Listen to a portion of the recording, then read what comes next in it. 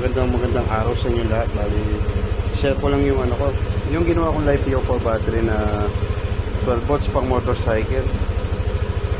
Bali, ilang buwan na rin to mula nung in-assemble ko to, tapos daily use siya as a grab rider. At na rin yung pinag-charge ko sa cellphone ko na hindi ko na rin pinapatay pag naghihintay ako ng booking.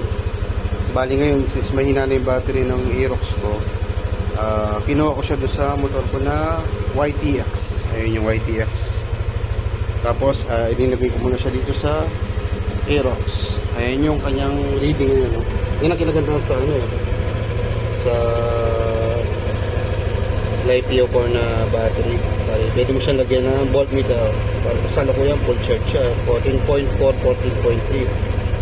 Kinagandahan naman dito yung regulator nga ng motor, yung motor control sa voltage na pupasok sa battery. Bali hanggang dyan na yan 14.4, hindi natataas yan. Bali nire-regulate na yan ng regulator ng motor.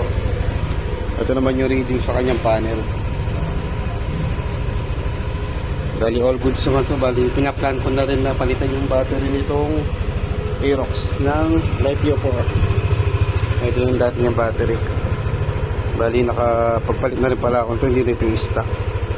Tapos same size lang naman to yung nakalagay ngayon. Pero ito sa ano ko to sa YTX ko. Kasi kinaganda yan pwede mong patayin. Display. Tapos pwede rin siya i-set. May nakaset dito sa color niya, pero hindi pa siya nagagalap. All goods naman, all goods.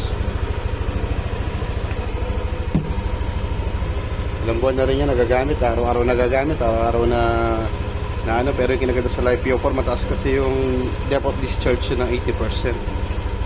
So laging naka-maintenance siya ngayon, tapos mas mahaba yung lifespan niya, tsaka mas mura yung maintenance pag nasira. Bali, isa pala sa nagustuhan ko sa LiPo4 compare sa lead acid battery o yung stock niyang battery. Bali kinaganda dito kasi hindi siya ganun kabilis mag-discharge, lalo na pag charge ini-start natin. Bali kasi kung mapapasin natin ang mukha niya, no, diba 13.5 yung voltage niya. Once na i-start ko yan, bababa man yan isa o minsan di man bababa na. Ito i-start ko na.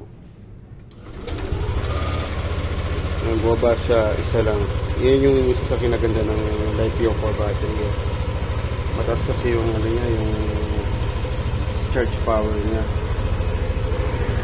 Tapos ano pang laman itong LiPo4 battery ko? Bali nilagay ko lang dito active balancer tsaka yung apat na LiPo4 cell niya. Tapos magbibuild ako ng isa, lalagyan ko na siya ng BMS. So yun na nga mga idol, sharing is caring. Salamat.